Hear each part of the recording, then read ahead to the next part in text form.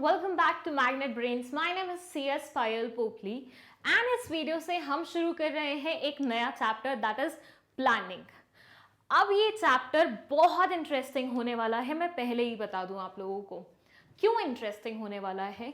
क्योंकि यहाँ पे हम ऐसी चीजें समझेंगे जो एक्चुअली हम करते हैं, मतलब ऐसी चीजें जो हम लाइफ में कर रहे हैं, किस तरह से उसे हम बिजनेस में इस्तेमाल कर सकते हैं वो हम जानेंगे इस पर्टिकुलर चैप्टर में। सो हम ऐसे ही कुछ एग्जाम्पल्स पिक करेंगे जो आपकी डेली लाइफ से रिलेट करते हैं या फिर आपकी नॉर्मल लाइफ से रिलेट करते हैं। इससे क्या होगा, आप कॉन्सेप्ट को बहुत अच्छे तरीके से समझ पाएंगे। और ज्यादा टाइम ना वेस्ट करते हुए let's just start with this word planning. ये बोलते हैं भैया चैप्टर शुरू करने से पहले प्लानिंग का मतलब तो समझ लें। अब देखिए यहाँ आपको एक फोटो दिख रही है जिसमें एक ये गरीब इंसान है जिसके पास कुछ नहीं है। यू कैन सी इसके कपड़े वपड़े देख के कि कैसा इंसान है, लेकिन वही प्लानिंग के इस्तेमाल से वो किस तरह से इस इंसान में कन्वर्ट होता है वो भी दिख रहा है आपको। तो ऐसा क्या हो गया प्लानिंग से कि ये इंसान इस इंसान में कन्वर्ट हो गया, जानेंगे हम, लेकिन आहिस्ता आहिस्ता। यहाँ मैंने कुछ एग्जाम्पल्स पिक किए हैं आप लोगों के लिए, वो हम डिस्कस करते हैं वन बाय वन। अब यहाँ फर्स्ट एग्जाम्पल है योर एग्जाम्स आर ड्यू।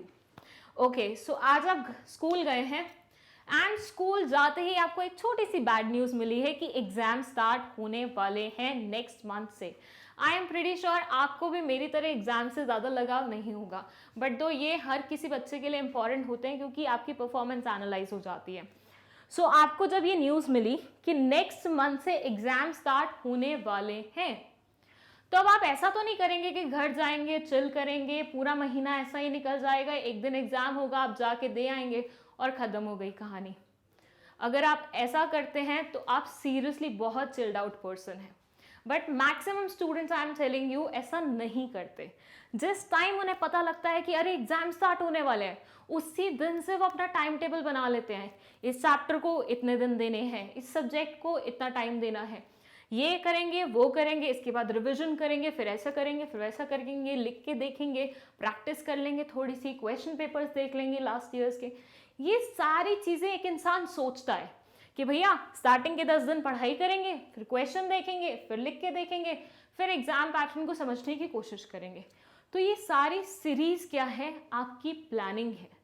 अभी ये सारी चीज़ें हुई नहीं है लेकिन होंगी। और आप ऐसा क्यों कर रहे हो? क्योंकि आपको एग्जाम्स में अच्छे मार्क्स लाना है।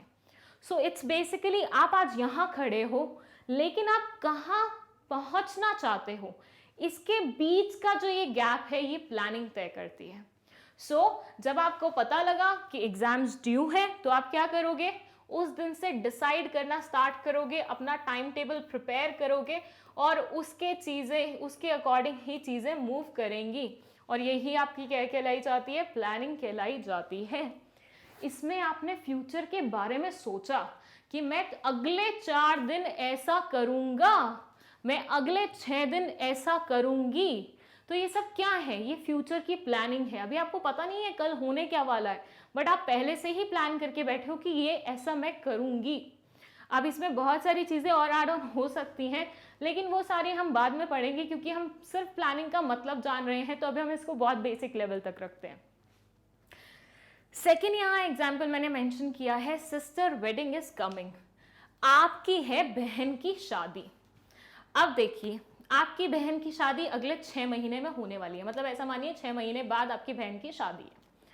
अब ऐसा तो होगा नहीं कि आप बहुत ही आराम से इधर उधर घूम रहे हैं, दोस्तों के साथ अपना काम कर रहे हैं, नॉर्मल लाइफ व्यतीत कर रहे हैं और एक दिन आएगा शादी वाला दिन कि लड़के वाले आएंगे, शादी होगी और चले जाएंगे। ऐसा नहीं होता ना। अगर आपके बड़े भाई बहन हैं, छोटे भाई बहन हैं जिनकी शादी हुई है, छोटों की तो आई एम प्रीटी श्योर अभी तक नहीं हुई होगी, बाल विवाह वाला केस हो जाएगा वो तो, बट बड़ों की तो हो गई होगी, नहीं तो किसी दोस्त वगैरह की देखी होगी। तो ऐसे में क्या होता है, शादी की प्रॉपर प्लानिंग होती है। कौन से वाले केटरर से हमें खाना ऑर्डर करना है, कौन से वाले बैंकेट हॉल में हमें अपनी पार्टी करनी है, दुल्हन क्या पहनेगी, हम खुद क्या पहनेंगे, हम किस किस दोस्त को बुलाने वाले हैं, क्या मैं गाउन पहनूंगी, क्या मैं लहंगा पहनूंगी, ये सारे डिसीजन क्या हैं, क्या ये आज से रिलेटेड है? नहीं, ये फ्यूचर से रिलेटेड है। इतने टाइम ड्यूरेशन में, ये जो 6 महीने हैं बीच में शादी से पहले वाले, इस पूरे 6 महीने में आप प्लानिंग करेंगे दूल्हे वाली साइड को क्या देना है, बहन को कौन कौन सी गोल्ड ज्वेलरी बना के देनी है, ये सारी चीज़ें आप डिसाइड करते हो पहले से ही एडवांस में। मतलब आप फ्यूचर को फोरसी करके देख रहे हो कि अगले 6 महीने में ऐसा करेंगे, मैं लहंगा पहनूंगी तो ये ट्रेंड अभी जो चल रहा है वो चलेगा क्या उस टाइम तक। ये सारी चीज़ें क्या है, ये प्लानिंग का पार्ट है। इसमें आप डिसीजन मेकिंग करते हो, इसमें आप सोचते हो फ्यूचर के बारे में, डिसीजन लेते हो, चॉइस फॉर्मेशन करते हो, सिलेक्शन करते हो। तो ये अनदर एग्जाम्पल हो गया किसका, प्लानिंग का, कि भैया सिस्टर की वेडिंग आ रही है और उससे पहले आप पूरी प्लानिंग करके रखोगे कि ऐसा ऐसा करना है, बारात के सामने कौन सा डांस करना है और उसके बाद हमें संगीत पे कौन सा डांस करना है, ये सारे प्लानिंग का पार्ट है। थर्ड हमारा एग्जाम्पल है स्कूल एनुअल फंक्शन। अब बच्चों के लिए स्कूल का एनुअल फंक्शन बहुत एक्साइटमेंट वाला डे होता है। I don't know about you people, but मेरे लिए बहुत हुआ करता था। जब आई वॉज इन स्कूल मुझे ऐसा लगता था कि एनुअल फंक्शन मतलब वो पूरा मंथ इज लाइक मस्ती वाला मंथ। क्यों? क्योंकि पढ़ाई तो होती नहीं थी, कभी डांस प्रैक्टिस करने जा रहे हैं, कभी आर्ट की प्रैक्टिस करने जा रहे हैं, कभी कुछ और कभी कुछ और पूरा महीना ऐसा निकल जाता था। अब ऐसा भी नहीं होता स्कूल एनुअल फंक्शन में कि एक दिन अचानक से प्रिंसिपल सर आपके सामने आए और बोले कि आज चलो एनुअल फंक्शन करते हैं और सारे बच्चे अपनी मर्जी से डांस कर रहे हैं, कुछ कर रहे हैं, कुछ नहीं कर रहे। ऐसा नहीं होता ना।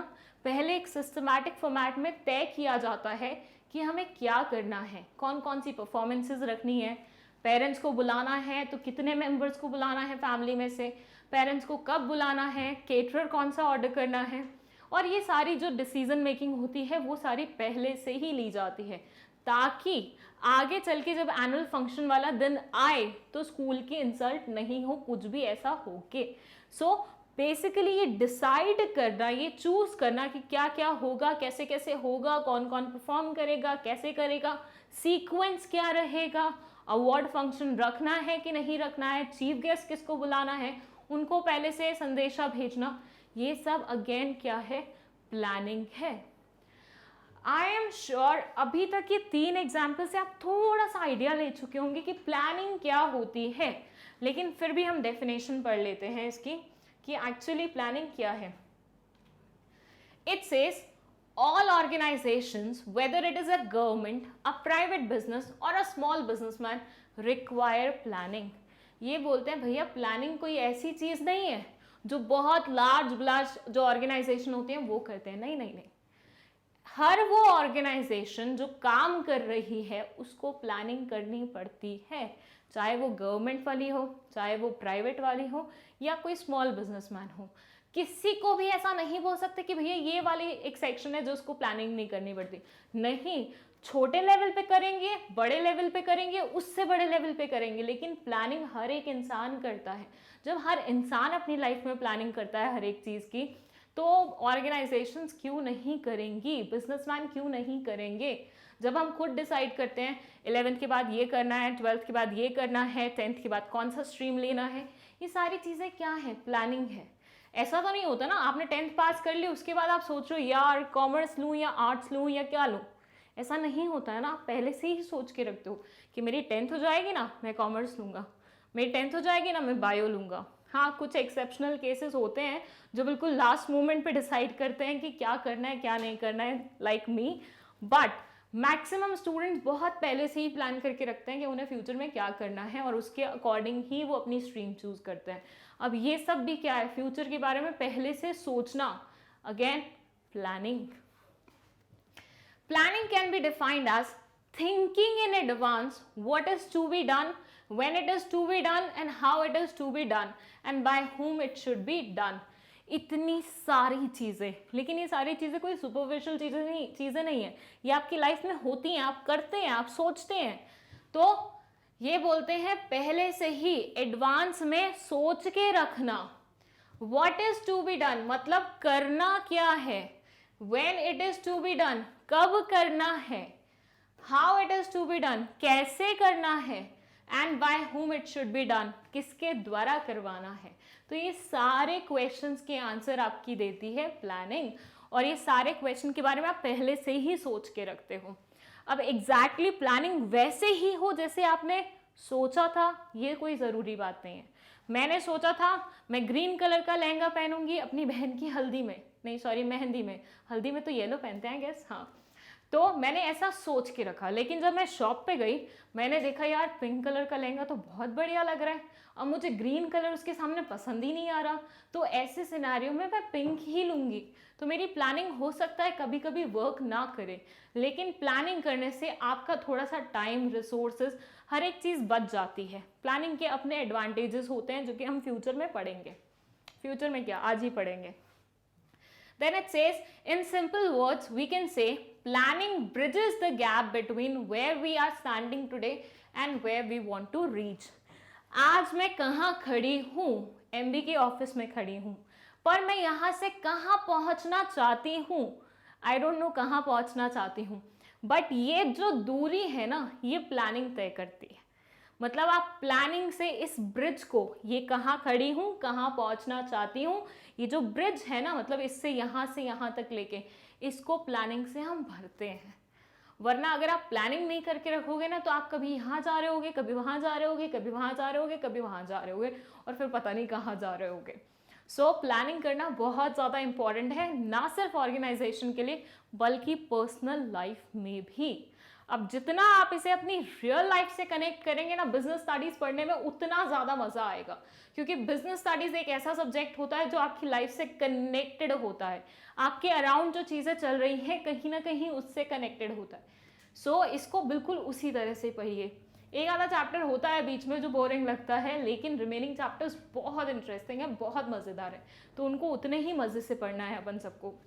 सो यहाँ आई होप आपको प्लानिंग का मतलब समझ में आया है। प्लानिंग की कुछ बहुत इंपॉर्टेंट डेफिनेशंस हैं, कुछ बहुत इंपॉर्टेंट लोगों ने कही हैं, वो हम पढ़ेंगे हमारी नेक्स्ट वीडियो में। So stay tuned for that. And अगर आपको कोई भी दिक्कत है, कमेंट सेक्शन इज देयर, वहाँ पे आप पूछ सकते हैं अपने क्वेश्चन।